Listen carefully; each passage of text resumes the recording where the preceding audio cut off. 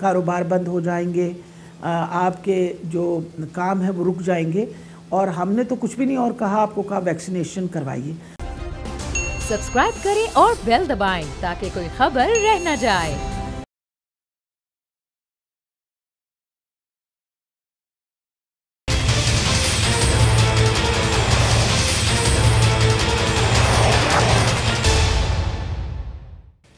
अस्सलाम वालेकुम, आप देख रहे हैं प्रोग्राम बस बहुत हो गया। मैं हूं अरबाब जहांगीर। पाकिस्तान में कोरोना की 5वीं लहर से मुस्बत केसेस में इजाफे के बाद अब अमवात में भी अचानक इजाफा होता जा रहा है। गुज़िश्ता 24 घंटे के दौरान मुल्क भर में कोरोना से 23 अफराद जाँ बहक हो चुके हैं, जबकि वायरस के 7,678 नए केसेस भी सामने आए हैं, जो वबा के आगाज से अब तक एक रोज़ में रिपोर्ट होने वाले केसेस की सबसे बड़ी तादाद है। वफाकी और सूबाई हुकूमतें कोरोना के फैलाव को रोकने के लिए पाबंदियां लगा रही हैं, सख्तियां की जा रही हैं, SOPs पर अमल करने की हिदायत भी अब की जा रही है। लेकिन इस सब के बावजूद कोरोना की 5वीं लहर तेजी से लोगों को मुतासिर कर रही है। मुल्क के बड़े शहर कोरोना वायरस का इस वक्त गढ़ बन चुके हैं। कराची में कोरोना मुस्बत केसेस की शरह 50% के करीब पहुंच चुकी है, 46% से जायद हो चुकी है, जबकि लाहौर में ये शरह तकरीबन 18% के करीब है। इस्लामाबाद में भी इसी तरह के कुछ आदादो शुमार सामने आ रहे हैं और इस वेरिएंट के केसेस में तेज़ी से इजाफा हो रहा है। सूबाई महकमे सेहत के मुताबिक पंजाब में गुज़िश्ता 24 घंटों के दौरान 100 अफराद में ओमिक्रॉन वेरिएंट की तस्दीक हुई है, जिसमें 95 का ताल्लुक लाहौर से है। कोरोना केसेस बढ़ने के बाद पंजाब हुकूमत की जानिब से इंडोर शादियों पर लगाई गई पाबंदियों के खिलाफ मैरिज हॉल्स एसोसिएशन ने लाहौर हाई कोर्ट में एक दरख्वास्त दायर की है, जिसमें यह मौक़िफ़ इख्तियार किया गया है कि हुकूमती नोटिफिकेशन के मुताबिक आउटडोर 300 अफराद की इजाज़त है, जबकि तालीमी इदारे खुले रखे हैं, कारोबार भी जारी हैं और शादी हॉल्स पर पाबंदी लगा दी गई है। लेकिन अब जैसे जैसे वक्त आगे बढ़ेगा, ये 5वीं लहर अगर शदीद होती है तो कौन कौन से मजीद इक़दाम पंजाब हुकूमत को उठाने पड़ेंगे, स्कूल्स को बंद करने का फैसला कब किया जाएगा, क्या मुकम्मल लॉकडाउन की तरफ भी जाना पड़ सकता है, और भी हवालात हमारे पास मौजूद हैं जो हम रखेंगे डॉक्टर यास्मीन राशिद साहिबा के सामने। वज़ीर सेहत पंजाब में पाकिस्तान तहरीक इंसाफ की सीनियर रहनुमा है, प्रोग्राम में हमारे साथ मौजूद हैं। बहुत शुक्रिया डॉक्टर साहिबा प्रोग्राम में शिरकत के लिए। सबसे पहले तो ये ओमिक्रॉन, ये 5वीं लहर, ये नया वेरिएंट अचानक से इतना तेज़ी से कैसे फैलने लगा डॉक्टर साहब? क्या वजह है? क्या लोगों ने SOPs को फॉलो करना छोड़ दिया था? हुकूमत ने भी इसको कुछ लाइट लेना शुरू कर दिया था? इसकी बुनियादी वजूहात क्या हैं? देखिए जी, मेरा ख्याल है हुकूमत ने तो आज तक कभी लाइटली ये कोई बात नहीं ली और हमेशा लोगों को बताया कि कोरोना कहीं गया नहीं है, कोरोना यहाँ मौजूद है। और तभी आपको पता है कि पंजाब जो है उसने वैक्सीनेशन के सिलसिले के अंदर जितनी वैक्सीनेशन इस वक्त हमारे सूबे ने की है, शायद और सूबों ने उतनी वैक्सीनेशन नहीं की। यानी इस वक्त हम तकरीबन 62% के करीब पहुँच चुके हैं जिन लोगों को हमने वैक्सीनेट कर दिया है। और ये अहम बात यह है कि जो स्कूल के बच्चे हैं उनमें 85% बच्चे जो 12 साल से ज़्यादा उम्र के, उनको वैक्सीनेट कर दिया गया। देखा आप देख लीजिए कि इस वक्त कराची के अंदर बहुत ज़्यादा तादाद बढ़ गई। और इस वक्त लाहौर के अंदर अगर मैं देखूं तो हमारी लाहौर का इन्फेक्टिविटी जो वो इंडेक्स है वो तकरीबन 16 के करीब है, 16 और 18 के दरमियान है। और आज के दिन में जो पंजाब में केसेस आए हैं वो 1886 हैं और 3 लोग इंतकाल किए हैं। कल के दिन में कोई फौतीदगी नहीं थी, परसों 2 लोग इंतकाल किए। हमारे हॉस्पिटल्स में अभी भी जो एडमिशन रेट है वो अभी भी 30 और 40% बेड ऑक्यूपेंसी है, बाकी हमारे बेड्स अभी भी खाली पड़े हैं। और ओमिक्रॉन बेसिकली एक बहुत ज़्यादा इन्फेक्टिविटी वाला वेरिएंट है, यानी उसकी वजह से इन्फेक्शन बहुत तेज़ी से फैलती है। ये उसकी खासियत है जिसके बारे में हम बार बार लोगों को वार्न करने थे कि ये खासियत इसकी है कि बहुत तेज़ी से फैलती है।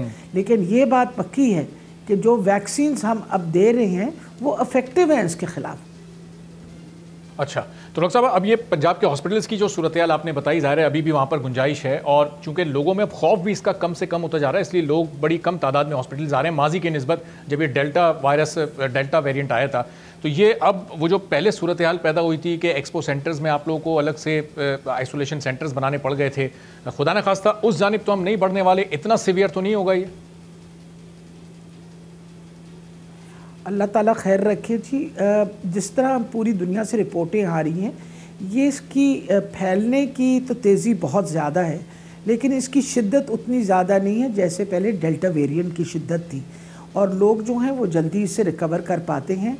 लेकिन एक चीज़ मैं आपके प्रोग्राम के वसादत से ज़रूर लोगों से बात करूँगी कि देखें, हमने कल के दिन के अंदर कोई तकरीबन 79 केसेस जो लाहौर में आए और ओमिक्रॉन पॉजिटिव थे, उनमें देखा गया कि हमारे जो अनवैक्सीनेटेड का तादाद है वो बहुत ज़्यादा थी जिनको ओमिक्रॉन लगा। अच्छा। वैक्सीनेटेड में सिर्फ एक बंदे को ओमिक्रॉन लगा, फुली वैक्सीनेटेड में। यानी ये मैं वो 79 लोगों में से बता रही हूँ, और 11 लोग थे जो पार्शली वैक्सीनेटेड थे, और बाकी जो 63 थे वो बिल्कुल वैक्सीनेटेड नहीं थे। अब लोगों को ये बात समझनी चाहिए कि अगर आप अपने आप को वैक्सीनेट करवाएंगे, अव्वल तो इंशाल्लाह ये आपको लगेगा नहीं ये जो वेरिएंट है, और अगर खुदा न खास्ता लगा भी तो इसकी शिद्दत बहुत कम होगी। अब ये बातें लोगों को बताने के लिए बहुत ज़रूरी है, क्योंकि जल्दी से जल्दी अपने आप को ये वैक्सीनेट करवाएं। हमारी तो पूरी कोशिश, आपको पता है, रेड कैंपेन हम चला रहे हैं, रीच एवरी डोर, और लाहौर और फैसलाबाद में अभी भी चल रही है, जहां हम घर घर जाके लोगों को वैक्सीनेट कर रहे हैं ताकि हमारी वैक्सीनेशन की तादाद बढ़ती चली जाए। स्कूलों को हमने इसलिए अभी तक बंद नहीं किया कि स्कूलों के अंदर 12 साल से ज़्यादा उम्र की, जिस तरह मैं पहले बता चुकी, 85% बच्चे वैक्सीनेटेड हैं। इस वक्त जो पंजाब में जो शरह है वो तकरीबन 8 और 10% के दरमियान है ऑफ टोटल। जिन शहरों में 10% से ज़्यादा हो गई, जैसे कि लाहौर है, रावलपिंडी है, उस पर पाबंदियाँ लगाई गई, बाकी शहरों के अंदर पाबंदियाँ नहीं हैं। और फिर सबसे बड़ी ये बात है, जो वैक्सीनेटेड इंडिविजुअल्स हैं उनको तो बाकायदा परमिशन दी गई है कि भाई आप अपना, अगर वैक्सीनेटेड हैं तो आप जिम भी जा सकते हैं, आप अगर वैक्सीनेटेड हैं तो आप अपना ये क्या कहते हैं जो गैदरिंग्स हैं, जैसे परमिशन है कि बाहर की गैदरिंग। आप देखें वो जब हमारे, जिस तरह आपने फरमाया कि जी रेस्टोरेंट्स वगैरह वाले जो हैं वो गए, तो उनकी इंडोर और जो बच्चों की स्कूल की इंडोर, उस पर फ़र्क ये है कि हमारे बच्चे, हमारे उस्ताद, हमारे वहाँ के सारे जो मुलाजिम हैं, अगर 85% से ज़्यादा वैक्सीनेटेड हैं तो फिर वहाँ उम्मीद रखते हैं कि इस तरह फैलाव नहीं होगा बीमारी का। हाँ, जहाँ ओमिक्रॉन पॉजिटिव आया है किसी भी स्कूल के अंदर और केसेस एक सर्टन, वो स्कूल बंद कर दिए गए। तो मेरा ख्याल है इस वक्त इंशाल्लाह उम्मीद है अगले हफ्ते 10 दिन के अंदर हालात बेहतर होने शुरू हो जाएंगे, अगर हम हिफाजती तदाबीरें इख्तियार कर लें, और जहाँ हमने स्मार्ट लॉकडाउन्स किए हैं जिन इलाकों में, उनको हम मेंटेन करें और लोग अपने आप को वैक्सीनेट करवा लें। और डॉक्टर साहब, चूँकि वैक्सीनेशन की इंपॉर्टेंस बहुत ज़्यादा है और आप भी इस पर बहुत जोर दे रही हैं, अभी तक पंजाब का जो आपने वैक्सीनेशन का शरह बताई वो 62% है। पंजाब की टोटल आबादी को 62% को लग गई है, यानी हर 100 में से 62 लोग वैक्सीनेटेड हैं। तो ये शरह 80-85% तक कब तक पहुँच जाएगी? हम देख रहे हैं हुकूमत बहुत ज़्यादा मुतारिक है, लेकिन ज़ाहिर है लोग इस वैक्सीनेशन के अमल से शायद भाग रहे हैं या कतरा रहे हैं, जब भी ये 80-85% तक नहीं पहुंच पा रही है और अभी भी बहुत सारे लोग अनवैक्सीनेटेड मौजूद हैं। तो क्या मैकेनिज्म बनाया फिर इसको कैसे 80-85% तक लेकर जाना है? देखिए जी, अभी तो लोगों को खुद भी अब समझ आ जानी चाहिए कि कारोबार बंद हो जाएंगे, आपके जो काम है वो रुक जाएंगे, और हमने तो कुछ भी नहीं और कहा, आपको कहा वैक्सीनेशन करवाइए। आप खुद देख लीजिए ना, अगर हमने वैक्सीनेशन अल्हम्दुलिल्लाह 62% को की है तो ओवरऑल इन्फेक्टिविटी रेशियो पूरे पंजाब में अभी कम है। लाहौर के अंदर हालांकि हमारी उतनी ज़्यादा वैक्सीनेशन नहीं हुई क्योंकि इतना बड़ा शहर है, 1.25 करोड़ की आबादी है, तो जो अनवैक्सीनेटेड लोग हैं उनके अंदर ओमिक्रॉन ये वायरस हो रहा है, कोविड हो रहा है, जो वैक्सीनेटेड हैं वो बच रहे हैं। अब इससे बड़ा सबक तो लोग नहीं हासिल कर सकते ना, और लोगों को ये बात समझनी चाहिए। एक सिंपल बात है, कल परसों हमने मुहिम शुरू की कि लाहौर वेयर्स मास्क। हमने इस वक्त हमारे जो कमिश्नर लाहौर हैं कैप्टन उस्मान, उन्होंने यानी करोड़ों के हिसाब से मास्क मंगाए हैं जो कि हम घर घर दे रहे हैं, और वॉशेबल मास्क हैं, और पोस्ट ऑफिस वाले जो हैं वो हमारे साथ इसमें कोऑपरेट। अगर बंदा सिर्फ मास्क पहन ले तो यकीनन 70% से 80% उसकी बचत हो जाएगी। अच्छा, उसकी अपनी भी बचत होगी, अपने उसके घर के प्यारों की भी बचत होगी। अब डॉक्टर साहब, चूंकि इस पर ऐसा महसूस हो रहा है कि शायद मुकम्मल लॉकडाउन किसी सूबाई हुकूमत या वफाकी हुकूमत का ऑप्शन नहीं है, मुकम्मल लॉकडाउन की तरफ नहीं जा सकते, तो शायद एक ये वजह है कि लोग थोड़ा सा मुतमईन हो गए कि चूंकि मुकम्मल लॉकडाउन नहीं होगा, कारोबार इस बार बंद नहीं होंगे, शॉपिंग मॉल्स बंद नहीं होंगे, मार्केट्स भी खुली रहेंगी, तो इसलिए लोग वैक्सीनेशन की तरफ भी नहीं जा रहे और SOPs का भी थोड़ा सा ध्यान अब लोगों का कम हो गया है। मुकम्मल लॉकडाउन इस बार कोई ऑप्शन नहीं है हुकूमत के नज़दीक? देखिए जी, मुकम्मल लॉकडाउन तो आपको पता है बिल्कुल हम नहीं करेंगे। वजह यह है कि जिस मुश्किल से कारोबार दोबारा शुरू हुआ, आपको पता है कि पूरी दुनिया के अंदर इस वक्त इन्फ्लेशन हो गई है, जिस तरह पाकिस्तान के अंदर महंगाई आसमान से बातें कर रही है, और सिर्फ पाकिस्तान में नहीं है, पूरी दुनिया में कोविड की वजह से हुआ है। अनएम्प्लॉयमेंट हो गई है, ये सारी दुनिया में हुई है। बहुत सारी इंडस्ट्रीज तबाह हो गई। आपको पता है कि एविएशन सेक्टर पे कितना बड़ा असर पड़ा, कितने लोगों को निकाल दिया गया, कितनी की फ़्लाइटें। अब देखें, अगर हम सारे एहतियात नहीं करेंगे पाकिस्तान की, तो फिर अल्लाह ताला ने बहुत बचत की। हम तो बड़े खुश नसीब हैं कि उस तरह के हालात जो इंडिया में थे या खुदा न खास्ता ईरान में थे, हमारे हालात उस तरह के नहीं हुए। लेकिन अगर हम एहतियात नहीं करेंगे तो ख़राब हो सकते हैं हालात। और अगर आप चाहते हैं कि आपकी मईशत चलती रहे, हालात ठीक रहे, और तो बहुत बेहतर है कि हम ये सारे कदम उठाएं। लेकिन यकीनन मैं आपको ये बात बता रही हूँ कि जिन इलाक़ों के अंदर ज़्यादा हो गया तो वहाँ आप फिक्र ना करें, हम स्मार्ट लॉकडाउन कर देंगे, वो इलाके हम बंद कर देंगे। वो कारोबार जहाँ खुदा न खास्ता कोरोना फैलना शुरू हुआ वो बंद करेंगे। लोगों को पता होना चाहिए इस बात का। इस मसले में हमने बहुत सख्ती करनी है। वजह यह है कि लोगों को अगर अब भी एहसास नहीं हुआ 2 साल की काविश के बावजूद, तो फिर खुदारा किस दिन एहसास होगा कि उनको अपनी हिफाजत खुद करनी है। और हिफाजत के लिए इस वक्त 350 अरब रुपए हुकूमत ने खर्च किया आपकी वैक्सीन के ऊपर। फ्री वैक्सीन मिल रही है, बूस्टर डोजेज मिल रहे हैं, और आपकी मिन्नत की जा रही है घर घर पहुंच के हम आपको वैक्सीनेट कर रहे हैं। तो फिर तो आपको कोऑपरेट करना चाहिए। सही। लेकिन डॉक्टर साहब, अब आगे आने वाले महीनों में जो चैलेंजेस आपके खासतौर पर आ रहे हैं अगले 2 हफ्ते में, 27 फरवरी से पीपल्स पार्टी एक बड़ा एहतजाज करने जा रही है। वो मज़ार कायद से शुरू होंगे। यहाँ पर आज जो पॉजिटिविटी रेट है वो 46% से ज़ायद है। इस्लामाबाद उनकी मंजिल होगी जहाँ पॉजिटिविटी रेट इस वक्त 20 के आसपास है। फिर 23 मार्च को PDM की तमाम जमातें भी एहतजाज शुरू करेंगी। अब वो कहाँ से शुरू करती हैं, रुख उनका भी इस्लामाबाद की तरफ होगा। तो ये इन हालात में फिर आप कैसे कंट्रोल करेंगे? इन लोगों पर पाबंदी लगाएंगे, जलसे जुलूस या एहतजाज पर पाबंदी होनी चाहिए आने वाले दिनों में, या फिर इन्हें आज़ादी होगी कि यहाँ से वहाँ तक जाएँ, और इस दौरान अगर कोविड का रेट भी बढ़ता रहता है तो बढ़ता रहे, उससे ज़ाहिर है कोई फ़र्क नहीं पड़ेगा इन लोगों को? देखिए, सबसे बड़ी वही बात है कि पीपल पार्टी ने जुलूस, आपने जैसे कहा, मज़ार कायद से शुरू करना है, या अपना जो भी प्रोटेस्ट है मज़ार कायद से। उनकी इस वक्त आप 40% नहीं, उनकी 40 और 50% के दरमियान, 46 से भी ज़्यादा, 46 पॉइंट समथिंग ये आज का फिगर पॉजिटिविटी रेट कराची का। तो यही तो मैं आपसे कह रही हूँ ना कि 46, हाँ जी, कराची का। फिर फौतीदगियाँ भी उसी इलाके में ज़्यादा हो रही हैं। देखें ना, फौतीदगियाँ भी उधर ही हो रही हैं। हुकूमत पीपल्स पार्टी की है। अगर हुकूमत जो पीपल पार्टी की है उसको लोगों का एहसास नहीं है, तो आप बताइए कि ज़्यादा से ज़्यादा हम क्या कर सकते हैं? मना कर सकते हैं, रिक्वेस्ट कर सकते हैं, बता सकते हैं।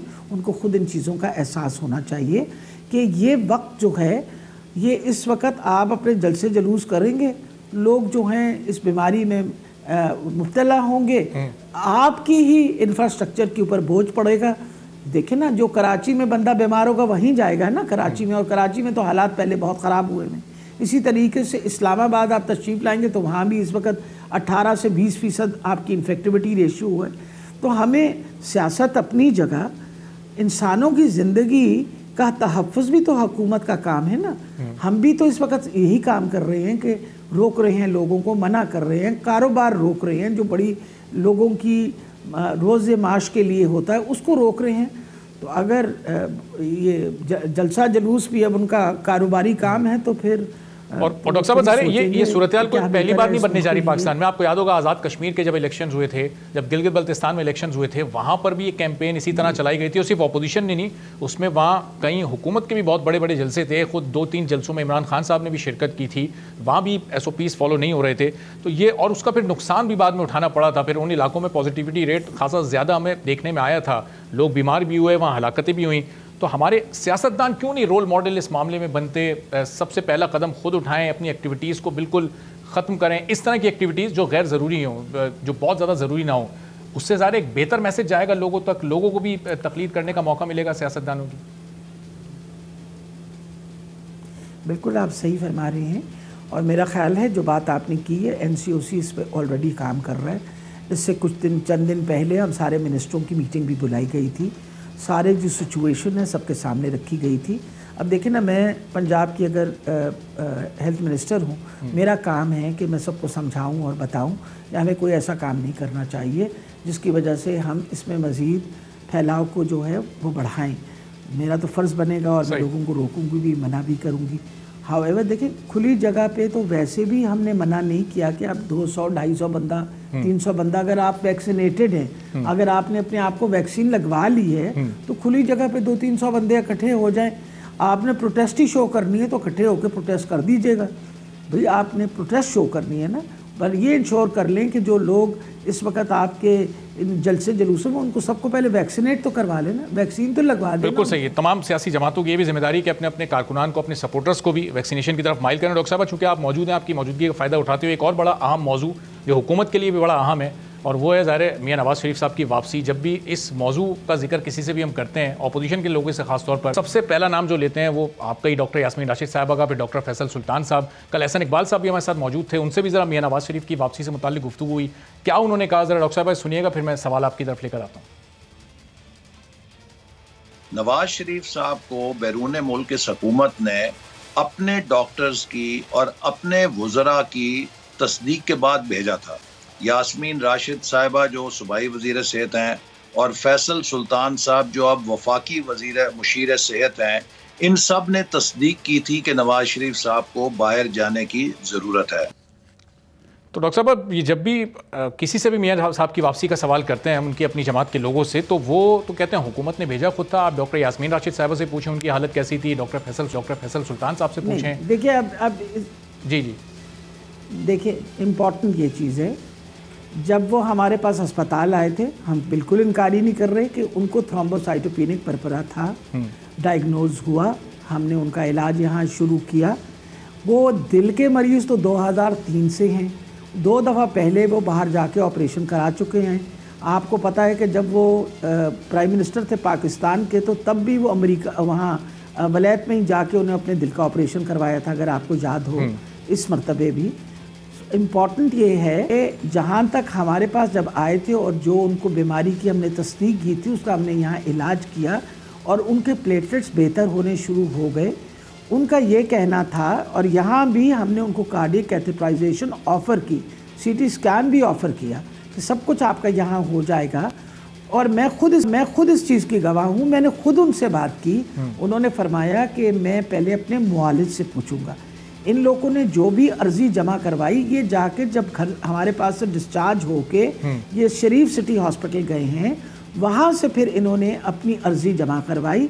और ये कहना कि डॉक्टर यास्मीन, बोर्ड हमारा गया और बोर्ड वालों से पूछा गया कि भाई उस वक्त जो जो बातें सामने थी, उनकी शुगर जब हमारे पास आए थे तो अनकंट्रोल्ड शुगर थी, उस शुगर को भी कंट्रोल किया हमने। फिर उनका ये था कि जी उनको माइल्ड जो हार्ट का प्रॉब्लम हुआ था वो भी हमने कंट्रोल किया।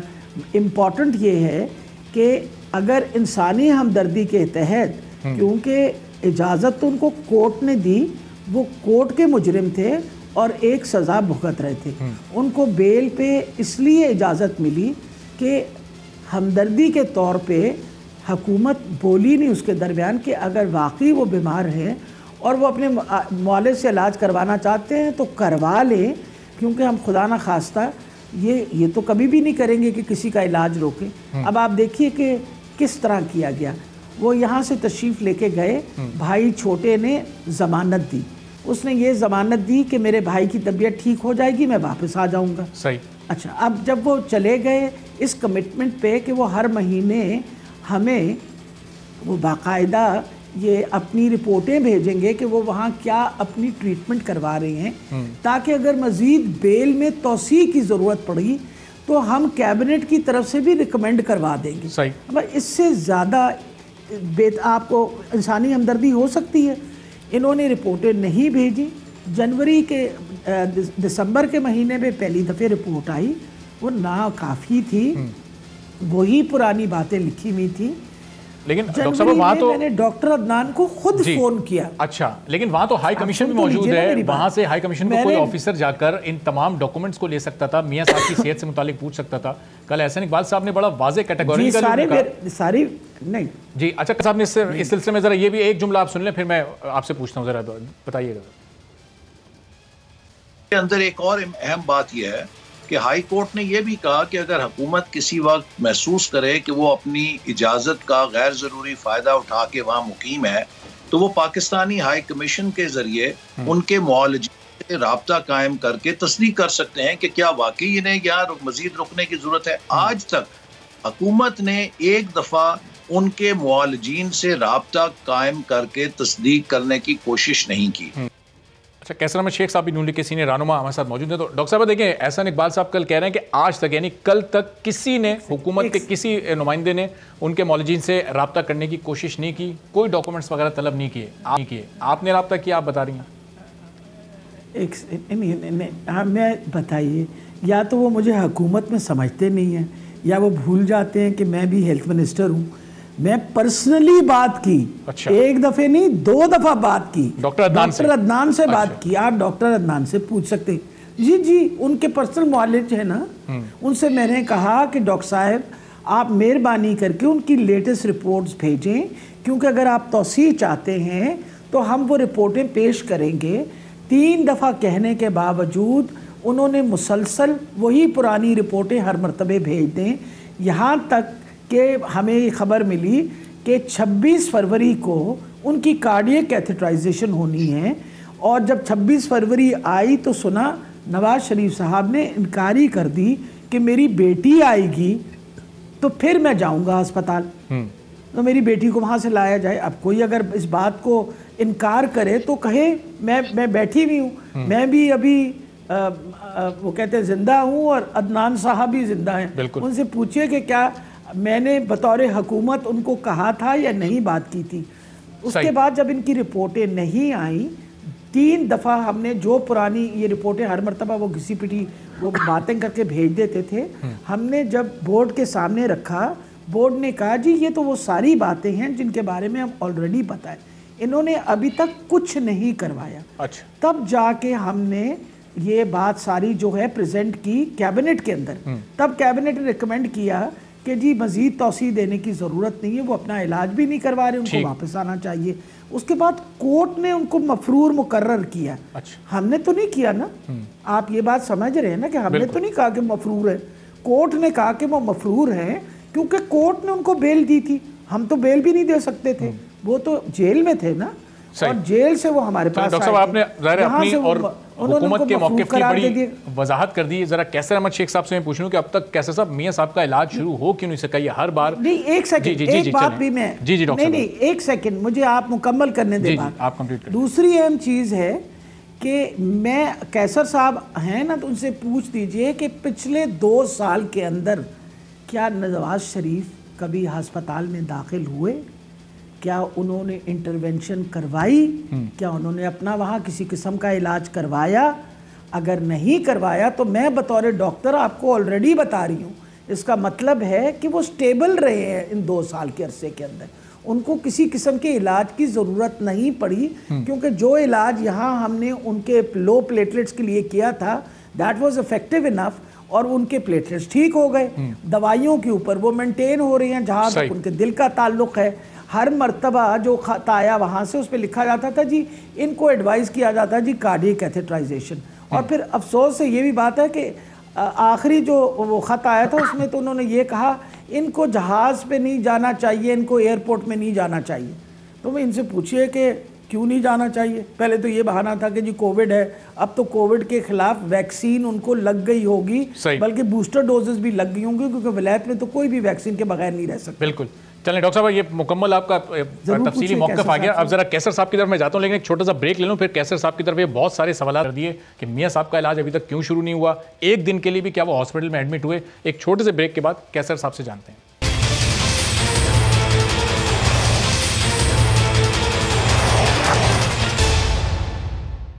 प्रोग्राम में एक बार फिर आपको खुशामदीद कहते हैं। पाकिस्तान तहरीक इंसाफ से डॉक्टर यास्मीन राशिद साहिबा और नून लीग से कैसर अहमद शेख साहब हमारे साथ मौजूद हैं। कैसर साहब, ब्रेक से पहले जो सवालात डॉक्टर यास्मीन राशिद साहिबा ने उठाए वो बड़े वैलिड हैं, समझ भी आ रहे हैं, मुझे भी एक आम सुनने वाले को भी समझ आ रहे होंगे कि 2 साल तकरीबन मियाँ साहब को हो गए। क्या एक दिन के लिए भी मियाँ साहब हॉस्पिटल में एडमिट हुए? वो इतने सीरियस बीमार हैं, सफ़र नहीं कर सकते, पाकिस्तान वापस नहीं आ सकते, कौन सा इलाज उनका वहाँ चल रहा है जो बगैर एडमिट हुए उनके अपने घर में ही हो रहा है? कैसर साहब बिस्मिल्लाहिर्रहमानिर्रहीम। जी, डॉक्टर यास्मीन राशिद साहबा ने बड़ी तफसील से बात की और डॉक्टर साहब ने ये हमदर्दी वाकई उस वक़्त भी इंसानी हमदर्दी के बुनियाद पर उन्होंने कहा था कि इंसानी हमदर्दी की बुनियाद पे हम कैबिनेट में रख रहे हैं। और इनकी खुद ये भी कोट किया गया कि वो शायद वो बड़ी रंजीदा थी और वो उन्होंने महसूस किया कि इनको मियाँ साहब को ज़रूर बाहर जाना चाहिए, इनकी हालत बिगड़ रही है, क्योंकि वो खुद डॉक्टर हैं, उन्होंने ही इलाज किया, सजेस्ट किया। अब मुझे बताइए, देखिए ना, ये कल एहसन इकबाल साहब ने कहा कि इसमें कोर्ट की कंडीशन थी कि अगर कोई भी उनको शक होगा या कोई बात होगी तो हाई कमीशन से वो बाकायदा इसकी इंक्वायरी करेंगे। अब तक ये डॉक्टर साहबा ने भी बात नहीं बताई। उन्होंने ये तो कहा कि डॉक्टर अदनान से मैंने बात की। मुझे तो ये समझ नहीं आ रही, जबकि ये कोर्ट ने ही ये कंडीशन लगाई थी और हुकूमत ने करना था ना, हाई कमीशन को कांटेक्ट करना था। हाई कमीशन ने अभी तक क्या किया? जो रिपोर्टें अगर हाई कमीशन ने गलत भेजी हैं या ये सेटिस्फाई नहीं है तो ये हाई कमीशन से बात। देखिए, मुल्क का हमारा एक बहुत बड़ा हाई कमीशन वहाँ पे इंग्लैंड में है और मुझे समझ ही नहीं आई बात की सारी।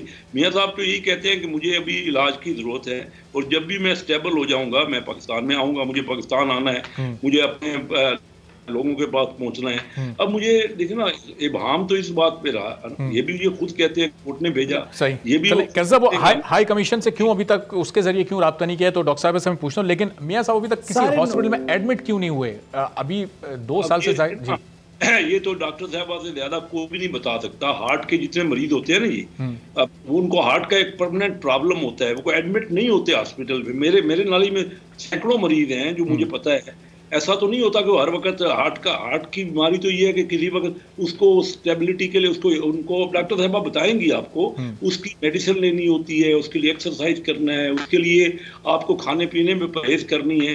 कोई हॉस्पिटल में एडमिट होना तो उसके लिए मैंने तो आज तक नहीं सुना कि हर वक्त हार्ट का मरीज जो है वो हॉस्पिटल में एडमिट रहे। अच्छा, हाँ, प्लेटलेट्स थे उनके लोअर। चलिए डॉक्टर साहब से पूछ रहे हैं जी, डॉक्टर साहब क्या हार्ट के हर मरीज के लिए जरूरी तो नहीं है कि वो हॉस्पिटल में एडमिट हो? अभी हाई कमीशन वाला सवाल बड़ा इंपॉर्टेंट है। हाई कमीशन के जरिए क्यों रिपोर्ट्स नहीं मंगवाई गई, जो कि जाहिर कोर्ट के जो कोर्ट के भी ऑर्डर थे? मेरा ख्याल है सारी, लेकिन मेरे ख्याल के मुताबिक तो सारे हाई कमीशन के थ्रू नोटराइज होके आती थी रिपोर्टें। अच्छा, मैं इसके बारे में आपको एग्जैक्ट बता दूंगी। दूसरी अहम चीज़ है कि मैंने तो बिल्कुल ये बात नहीं कही कि वो तो अब आप देखें ना, उन्होंने कहा हमने इलाज करवाना है, दिल का इलाज करवाना है। अब मुझे ये बताइए, यहाँ जो अगर फरवरी 2020 में कहा गया कि इनकी कार्डियक कैथेटराइजेशन होनी है, जो कि दिल के मरीज के लिए चाहिए डायग्नोसिस के लिए, तो मुझे कोई खुदारा ये बता दे कि इस 2 साल के अंदर वो हुई या नहीं हुई। वजह ये तो हमने भी यहाँ भी रिकमेंड किया था, डायग्नोसिस के लिए होता है ना। अब इम्पॉर्टेंट चीज़ है कि अगर आप घर बैठ के अपनी दवाई खा रहे हैं तो वो तो आप पहले भी खाते थे। सही, 2003 से आपको दिल की तकलीफ है, फिर 2015 में जब आप तशरीफ वहाँ लेके गए, फिर वापस आए बतौर प्राइम मिनिस्टर, और फिर आपने जुलूस निकाला बहुत बड़ा, जिसके अंदर आपने कहा था मुझे क्यों निकाला। उस जुलूस से पहले आपका ऑपरेशन भी तो हुआ था ना, तब भी तो आप चल फिर रहे थे, तब भी तो आपने पूरा GT रोड फिरे आप और सारा शोर मचाया, तब भी तो फिर रहे थे। अब अचानक आपके दिल को कौन सा ऐसा मसला बन गया कि आपके लिए पाकिस्तान आना मुश्किल हो गया? और फिर सबसे बड़ी बात है, जो एक टेस्ट होना था मेरी अकल के मुताबिक, वो तो टेस्ट हुआ ही नहीं आपका। अगर हुआ तो उसका आपने हमें नताइज क्यों नहीं भेजे? अब ये तो कोई बात नहीं है। मैं सिर्फ आपसे पूछना चाह रही हूँ, और मैं कैसे शेख साहब की बड़ी इज्जत करती हूँ, मुझे शेख साहब ये बताइए कि एक कमिटमेंट होती है, और मैं तो इन बातों पे बिलीव करती हूँ और मैं अपनी बातों से कभी नहीं हटी। जब वो यहाँ थे तो मैं उनको बतौर पेशेंट ही ख्याल कर रही थी, हर तरीके से उनका ख्याल किया। मैं तो एक्सपेक्ट करती हूँ कि एक बंदा कमिट करता है, और वो बंदा जो प्राइम मिनिस्टर रह चुका हो पाकिस्तान का, वो कह रहे हैं कि भाई मैं वापस आ जाऊँगा मेरी तबीयत जब ठीक हो जाएगी। भाई साहब कह रहे हैं कि मैं इनकी ज़मानत दे रहा हूँ और मैं इनको लेके आऊँगा। तो अब आपकी तबीयत तो ठीक है, वरना इस 2 साल के अरसे में कुछ तो होता, कोई खबर तो देना हमें, क्या हुआ क्या नहीं हुआ। आखिरी रिपोर्ट जो आई है वहां से, जी डॉक्टर साहब आता हूं आपकी तरफ जरा।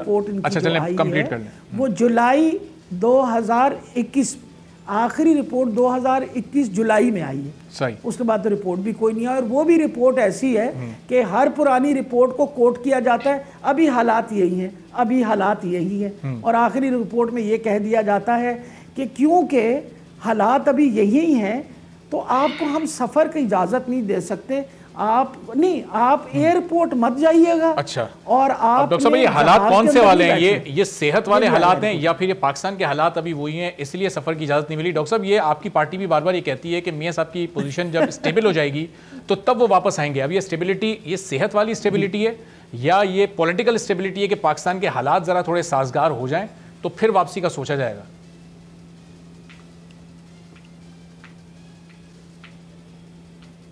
जी मेरे से बात जी डॉक्टर साहब आपसे पूछ रहा हूं कि पिछले 8-9 माह से तो कोई रिपोर्ट नहीं आई नहीं, तो फिर ये स्टेबिलिटी किसको कहते हैं? ये पॉलिटिकल स्टेबिलिटी की बात होती है या मियां साहब की तबीयत से मुतालिक बात होती है? जी डॉक्टर यास्मीन राशिद साहबा बड़ी काबिल एहतराम हैं, और जिस तरह उन्होंने रोल प्ले किया ना मियां साहब के उस दौरान जब उनकी तबीयत बहुत ज़्यादा बिगड़ गई थी, हम सब उनको बड़ा अप्रिशिएट करते हैं। ठीक है ना, यही इंसानी हमदर्दी का तकादा था जो उन्होंने किया। अब बात तो सीधी सीधी मेरी समझ में तो ये नहीं आ रही कि कोई अगर उन्होंने फर्ज कीजिए वो गए डॉक्टर और अभी उन्होंने महसूस नहीं किया कि किसी किस्म का वो ऑपरेट करें अभी फौरी तौर पे, तो ये और उन्होंने कहा कि नहीं आप इंतज़ार करें और मुसलसल चेक करवाएं, और असल मसला तो जो बता सकते हैं ना वो हाई कमीशन बता सकती है, क्योंकि हुकूमत के मातहत है। मैं ये समझ नहीं रहा कि ये इन्होंने डॉक्टर अदनान से तो रब्ता किया है, ये हाई कमीशन में जोर डाले ना कि जो हाई कोर्ट का जो डिसीजन भी है उसमें भी जजमेंट में भी है कि अगर आप चाहें तो आप उनसे पता कर सकते हैं। तो कंप्लीट रिपोर्ट अगर ये सेटिस्फाई नहीं है जैसे डॉक्टर साहबा ने कहा, तो पूरी रिपोर्ट तो हाई कमिश्नर बताए ना कि वो सेटिस्फाई है कि नहीं, वो उसकी फाइंडिंग होनी चाहिए कि उसके ख्याल में क्या किया जाए, या क्या उसकी फाइंडिंग है कि मियां साहब को जरूरत है कि नहीं।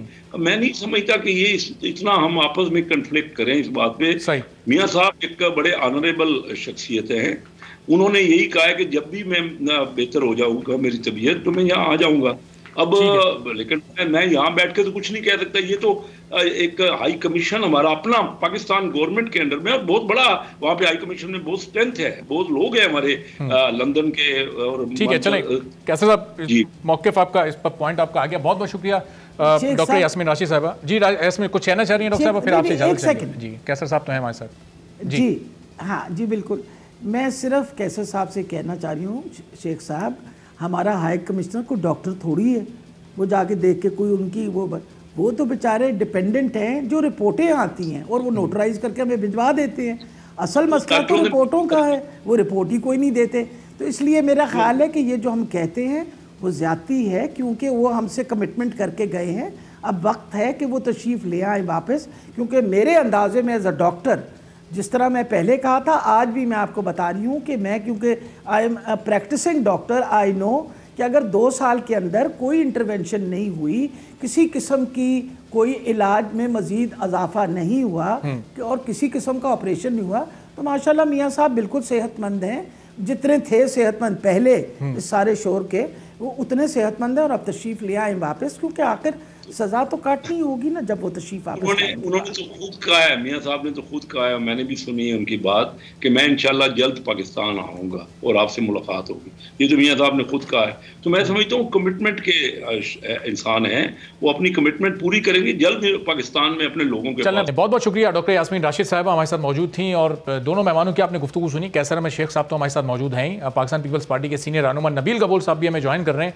और अब जो अपोजिशन जमातें हुकूमत के खिलाफ तहरीक चलाने जा रही हैं, और फिर एक तरफ हुकूमत के अपने दावे हैं कि मईशत अब मजबूत होने जा रही है और 5.7 तक ये GDP पहुंच चुकी है और बड़े मजबूत माशी हालात आगे आने वाले दिनों में ये हुकूमत देख रही है और एक आम आदमी की ज़िंदगी को बेहतर होता भी देख रही है। तो ऐसे में अपोजिशन की तहरीक कैसे कामयाब हो सकती है। बहुत बहुत शुक्रिया नबील गबूल साहब, प्रोग्राम के लिए आपने वक्त निकाला। अब आप देखें, हुकूमत ने आज सेनेट में भी दावा किया, कौमी असम्बली में भी फिगर्स बताते हैं हमें पार्लियामेंटेरियंस के GDP 5.7 पहुँच रही है। आखिरी जो ये 1.5 साल है हुकूमत का बड़ा ज़बरदस्त माशी लिहाज से सामने आएगा। तो फिर आपकी जो ये तहरीक है ये फिर किस तरह से कामयाब होगी? ये तो नाकाम हो जाएगी गबूल साहब। देखिए, अव्वल तो इन मिनिस्टरों को पता ही नहीं GDP का मतलब क्या है। अच्छा, अगर आप कभी पूछ ले, आप एक काम कर रहे हैं ना, इनके प्रोग्राम, आपके प्रोग्राम में अभी आएंगे जाहिर है मेरे पास, तो इनसे ये पूछे वो आपसे जीडीपी का पहले आ मतलब चुके क्या है, what does GDP stand for. इनको तो पता ही नहीं है। 70 to 80% मेंबर ऑफ पार्लियामेंट जो है उनको जीडीपी का मतलब ही नहीं पता है। अच्छा, तो ये झूठ बोल रहे हैं कि 5.7 है, ये तो पूरी हुकूमत झूठ पे चल रही है। इस वक्त इकोनॉमिक देखें, जीडीपी आवाम को, अगर अभी आपका शो अभी आवाम देख रहा होगा तो वो ये सोच रहा होगा कि पब्लिक को, आवाम को, गरीब को, जिसके पास इस वक्त सर्दी में गैस नहीं है, इस वक्त उनके पास जो है चूल्हे नहीं जल रहे हैं, उनके बच्चे जो है बगैर नाश्ता करके स्कूल जाते हैं। आपने देखा कोविड का जिस तरीके से गवर्नमेंट ने एनसीओसी का खासकर मैं कहूंगा जिस तरह डील किया है, किस तरह यानी 60% जो है वो बढ़ गया है, क्या हालात है। और सबसे बड़ी जो मैं आपको प्रॉब्लम बताऊं इस वक्त, सबसे बड़ा प्रॉब्लम ये है कि lack of governance. Lack of governance आपको हर जगह दिख रहा है, चाहे वो मरी हो, चाहे वो महंगाई हो, चाहे पेट्रोल की कीमतें हर 15 दिन में बढ़ रही हैं, उसका कोई परवाह नहीं। आवाम ये चीजें देखती है। अगर आपकी जीडीपी ग्रोथ इतनी अच्छी है तो आप एक्सपोर्ट करके, इंपोर्ट करके रेमिटेंस जो है क्यों मंगा रहे हैं? आप अपने ही शुगर आप एक्सपोर्ट कर रहे हैं। अगर इतनी आपको शॉर्टेज है शुगर की पाकिस्तान में, आप एक्सपोर्ट कर रहे हैं, तो आपका रेमिटेंस कहाँ जा रहा है? और मेरा सवाल है चेयरमैन नैब से, आप कहते हो कि 600 अरब रुपया आपने जो है चोर डाकू से निकाला है। 600 अरब है का किस ट्रेजरी में गए हैं, किस अकाउंट में गए हैं, ये तो जरा हमें पता चले ना। तो ये मतलब ये समझते हैं पाकिस्तान की 22 करोड़ आवाम जो है ना, वो जो है छोटे बच्चे हैं। आजकल तो 12 साल का बच्चा भी है, उसको भी अगर आप पूछोगे तो वो कहेगा जी बिल्कुल महंगाई है और हालात है, वो भी बैठ के सोशल मीडिया में सारा दिन लगा हुआ होता है।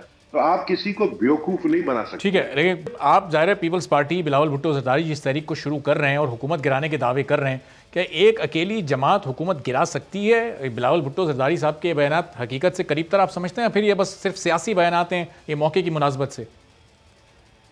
देखिए, ये साथ साथ चलता रहेगा। तहरीक सड़कों पर होगी और काम असल दिखेगा पार्लियामेंट के अंदर। पार्लियामेंट के अंदर जितनी भी ऑपोजिशन की जमातें हैं, पीडीएम समेत, हम सब एक पेज पर है। और अब हमने जो इनके एलाइज है उनसे भी राब्ता किया है, और मैं समझता हूँ कि वो वक्त दूर नहीं है कि जब आप देखेंगे कि इमरान खान खुद अपने वजन से गिरेगा। इमरान खान खुद असेंबलियां तोड़ना चाहता है, उसको रास्ता नहीं मिल रहा है, उसको तोड़ने दिया नहीं जा रहा है। अगर उसके इस वक्त अगर आप उनसे पूछे, उनके जो पर्सनल दोस्त है जो उनके साथ बैठते हैं, उनसे अगर आप पूछे तो इमरान खान यही डिस्कशन कर रहा है कि किस तरह जो है मिड टर्म इलेक्शन कराया जाए, ताकि उनकी पॉपुलैरिटी ग्राफ जो इस वक्त इतनी गिरी हुई है, वो ये समझता है कि 1.5 साल बाद वैसे भी इमरान खान को 10 सीटें भी नहीं मिलेंगी। तो वो इस वक्त खुद इस चीज के हक में है कि मिड टर्म इलेक्शन ठीक है। तो लेकिन उसको कोई रास्ता नहीं मिल रहा। इसका मतलब कि आप ऑपोजिशन इन हाउस चेंज चाहती है, फिर आप लोग ये नहीं चाहते कि इस वक्त मैं आप लोग चाहते हैं इन हाउस चेंज हो और फिर ये निजाम चलता रहे। इसका मतलब हुकूमत को घर भेजना नहीं चाहते आप लोग? देखिए, इन हाउस चेंज मतलब पीटीआई की हुकूमत से जान छुड़ाए ना। प्राइम मिनिस्टर के इमरान खान के जो पॉलिसीज है उनसे जान छुड़ाए। इन हाउस 18 वोटों का तो फर्क है। 18 वोट आपने देखे, इन 18 वोट को जो है फोन करके भेजा गया पार्लियामेंट में, असेंबली में जाओ। इन 18 लोगों को जो है जिनकी वजह से ये मिनी बजट पास हुआ है, ये 18 लोग इस तरफ और इस तरफ आने जाने में ये देरी नहीं करते हैं। ये 18 लोग किसी के भी नहीं है। अच्छा, ये वक्त आने पर जो है ना इधर से उधर हो जाते हैं। ये जो शेख रशीद बातें करता है, हाथ जो है, लेकिन कबूल साहब ये 18 लोग अभी तक तो हुकूमत के साथ हैं। पिछले पौने 4 साल में तो ये इधर आप देखें, हर मामले पर, हर मौके पर इन्होंने हुकूमत का साथ दिया है। वो बजट पास करवाना हो, मिनी बजट हो, कानून साजी हो, एतमाद का वोट हो, ये 18 लोग तो हुकूमत के साथ रहे। आपके साथ कब आए ये 18 लोग ही थे जिन्होंने यूसुफ रजा गिलानी को सेनेट के इलेक्शन में जितवाया। ये 18 लोग ही थे ना। ये जो हमें वोट मिले थे, जिन्होंने पीटीआई के कैंडिडेट को वोट नहीं दिया, ये 18 लोग जब हम चाहेंगे ना, अच्छा, जब हम चाहेंगे वो इधर से उधर हो जाएंगे। अच्छा, वो कोई इशू नहीं है। अच्छा, लेकिन मसला ये है कि नवाज शरीफ साहब जो है वो अपनी जिद छोड़े और जो हम कह रहे हैं उसके ऊपर वो चले। अच्छा, तो नवाज शरीफ को और इस मुल्क को फायदा है।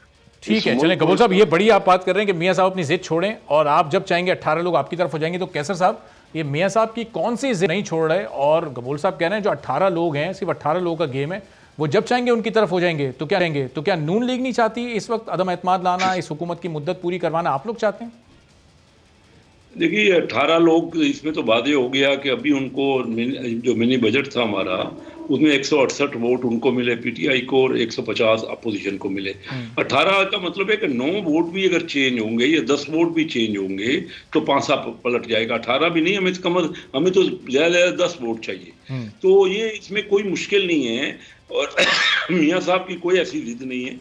मियाँ साहब तो ये महसूस कर रहे हैं कि जितना देखिए ना क्या हुआ सेनेट में जब इलेक्शन हुए, हालांकि हमारी मेजॉरिटी है मुझे अपोजिशन की, सेनेट में लो कॉन्फिडेंस हुआ तो कामयाब नहीं हुआ। उसके बाद सेनेट में ही यूसुफ रजा गिलानी चेयरमैन के लिए कैंडिडेट हुए, हमारी पूरी भरपूर मेजॉरिटी है, तो वो भी वहाँ इलेक्ट नहीं हुए। तो बात सिर्फ ये कि हम सबको, अपोजिशन को, तमाम को एक ही पेज पे खुले दिल से आना पड़ेगा और फिर ये भी सोचना पड़ेगा ना, इतना आसान नहीं है। आगे जो 1.5 साल बाकी, हम तो ये चाहते हैं मुस्लिम लीग वाले के फौरी तौर पे इलेक्शन हो, क्योंकि मुल्क जिस डिगर पे पहुंच चुका है इसमें बड़े बड़े बोल्ड डिसीजन करने पड़ेंगे। ना इकानमी की बात आप अभी कर रहे थे, मैं आपको बताऊं, इन्होंने कहा जी हमारी GDP बढ़ गई है।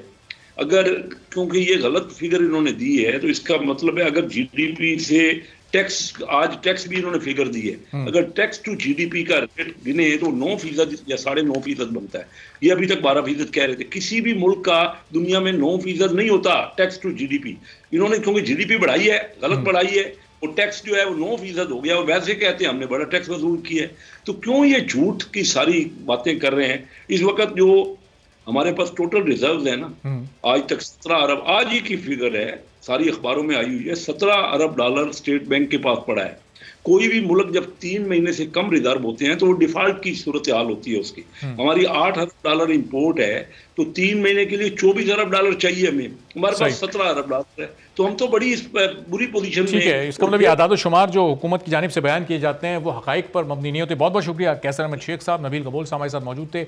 और कितने हमारे हकाइक पर मबनी होते हैं और कितने नहीं, एक ब्रेक के बाद इस पर मजीद बात करेंगे।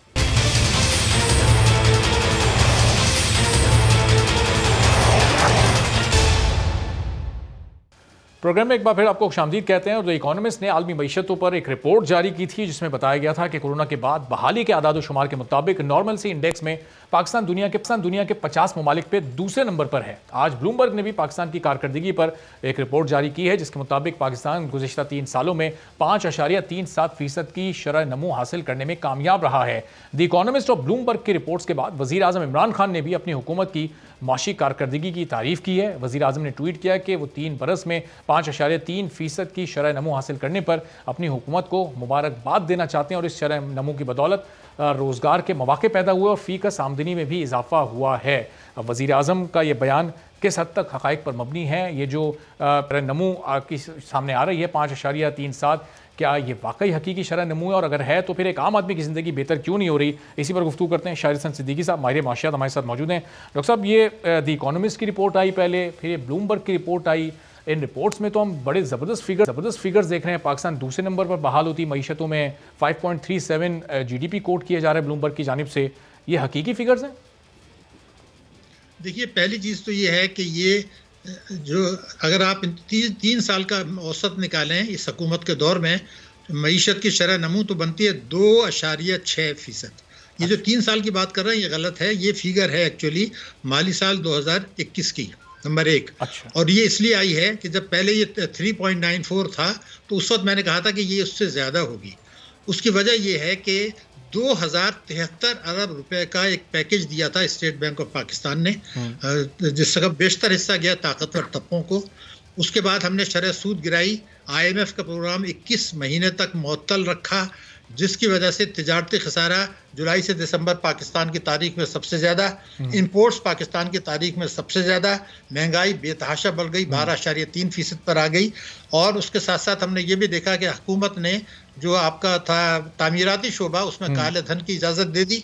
मगर ये इतनी कमज़ोर बुनियाद है तो मैं आपको बताऊं कि मुझे खौफ आना चाहिए हमें, हमारा मुल्क है, उनका तो मुल्क नहीं है। पहले तो हम ये मान लें कि जो हुकूमत के आदाद-ओ-शुमार हैं, 3 साल में पाकिस्तान की औसत शरह नमू बन रही है इस हुकूमत के दौर में 2.6%, इनको विरसे में मिली थी 5.5%, नंबर 1। इसी साल जनवरी में आप चले जाएं तो अफरात ज़र था 5.7%, अभी जो है वो है 12.3%। मगर जो खौफ आना चाहिए वो ये है कि इस हुकूमत के दौर में तिजारती खसारा हुआ है 110 अरब डॉलर, कोई मामूली रकम नहीं, 110 अरब डॉलर। और उसको अगर ये आप देखिए कि 2.5% ग्रोथ के लिए अगर 110 अरब डॉलर का तिजारती खसारा हुआ तो खौफ तो फिर आना चाहिए कि इतना ज़्यादा टर्नओवर के बाद ग्रोथ क्यों नहीं हो रही। तो उसकी वजह यह है कि आपने 90 अरब डॉलर की तरसीलात आई।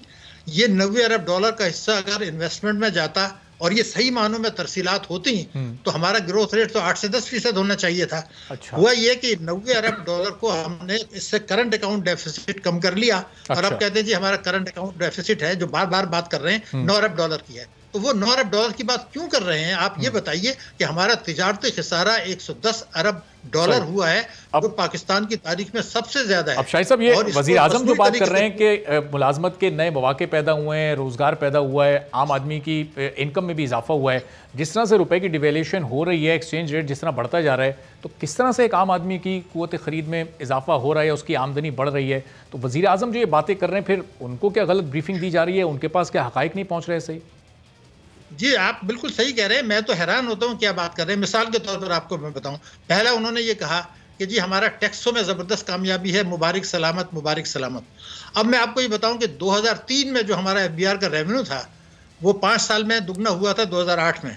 जो 2008 में था वो 2013 में दुगना हुआ, जो 2013 का था वो 2018 में दुगना हुआ। अब ये 2018 का अगर तिगना ये बात कर रहे हैं 8,000 अरब रुपया, तो ये तो वही है जो 2003 से हर साल हो रहा आ रहा है। सिर्फ फर्क ये पड़ा है कि आपने आपके टैक्सेस ज्यादा लगाए और इनडायरेक्ट टैक्सेस का वसत बढ़ गई। लेकिन कोई टैक्स GDP रेशो गिर गया है हमारा, जो इनको विरसे में मिला था। टैक्स GDP रेशो गिरा है, डॉलर्स में मईशत का हजम गिरा है, डॉलर्स में फीकस आमदनी गिरी है। ये वो हकाइक हैं जो बिल्कुल आप हुकूमत की रिपोर्ट में जो आदाद शुमार हैं उससे मैं आपको बता रहा हूँ। इकनॉमी का साइज गिरा है हमारा, और तो सवाल कर्जे हमारा बेतहाशा बढ़ गए। तो ये जो खतरनाक चैलेंजेस हैं, आप ये देखिए कि ये जो 90 अरब डॉलर की तरसीलात हैं, ये तो 111.4 पर है, ये कारकुनों की तो नहीं है। अब आम आदमी भी समझता है कारकुन 3 साल 6 महीने में 90 अरब डॉलर भेज देंगे, कोई अकल में आती बात? अगर इतनी पैसा वो भेजते तो वो फिर कारकुन तो होते ही नहीं ना, वो तो बड़े या तो बिजनेसमैन होते या अफसर होते। ये तो इनकम टैक्स ऑर्डिनेंस 111.4 खेल चल रहा है। बड़े पैमाने पर बाहर पैसा जा रहा है, हुंडी हवाले के जरिए, ये रेमिटेंस के जरिए वापस आ रहा है और फिर दोबारा वापस जा रहा है बैंकों के थ्रू। वरना 90 अरब डॉलर की तरसीलात, 35 अरब डॉलर के बैरूनी कर्जे बढ़ गए, तो ये 125 अरब डॉलर में तो हमारी किस्मत बदल जानी चाहिए थी। 2.5% है हमारा ग्रोथ रेट, 2.6%। सही, चलें, बहुत बहुत शुक्रिया। शाहिद सिद्दीकी साहब हमारे माशियात हमारे साथ मौजूद थे और हुकूमती आदाद शुमार कुछ और बता रहे हैं, लेकिन डॉक्टर शाहिद सिद्दीकी साहब का कहना है जो हमारे माशियात में है कि हकाइक बिल्कुल मुख्तलिफ हैं। आज के प्रोग्राम से इजाज़त दीजिए, अल्लाह।